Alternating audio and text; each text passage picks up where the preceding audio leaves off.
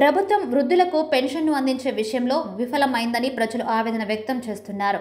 ఎన్నికల ముందు ప్రజలకు అండగా ఉంటామని చెప్పిన నేతలు ప్రజలను పట్టించుకోవడం లేదంటూ వాపోతున్నారు. ఈ నేపథ్యంలోనే పెన్షన్ తీసుకునేందుకు 77 ఏళ్ల వృద్ధురాలు పడిన పాటలు అక్కడ ఉన్న వారిని కంటతడి పెట్టించాయి. 2 నెలలుగా పెన్షన్ రాకపోవడంతో ఆ వృద్ధురాలు పక్క ఊరిలో ఉన్న పోస్ట్ ఆఫీస్కు వెళ్లేందుకు పెద్ద సాహసమే చేసింది.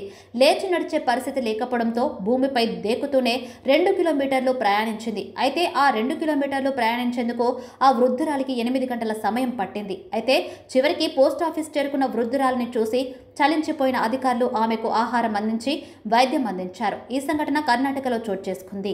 కర్ణాటకలోని దావణగిరి జిల్లాలోని నందితవేరే గ్రామానికి చెందిన 77 ఏళ్ల వృద్ధురాలు గిరిజమ్మకు 2 నెలలుగా పెన్షన్ రావడం లేదని తెలిపారు. దాని గురించి తన ఊళ్ళోకి వచ్చే పోస్ట్ మ్యాన్ ను అడిగితే సమాధానం చెప్పడం మానేసి ఆమె పట్ల దురుసుగా ప్రవర్తించినట్లు తెలిపారు. దీంతో చేసేదేమీ లేక ఆ వృద్ధురాలు ఊరుకుంది. అయితే 2 నెలల నుంచి పెన్షన్ రాకపోవడంతో ఆమె వద్ద కనీస అవసరాలకు కూడా డబ్బులు లేకపోయింది. కనీసం ఆటోకు కూడా డబ్బులు లేకపోవడంతో పక్కనే ఉన్న కునేబెలకేరాలో ఉన్న పోస్ట్ ఆఫీస్కు వెళ్లాలని నిర్ణయించుకుంది.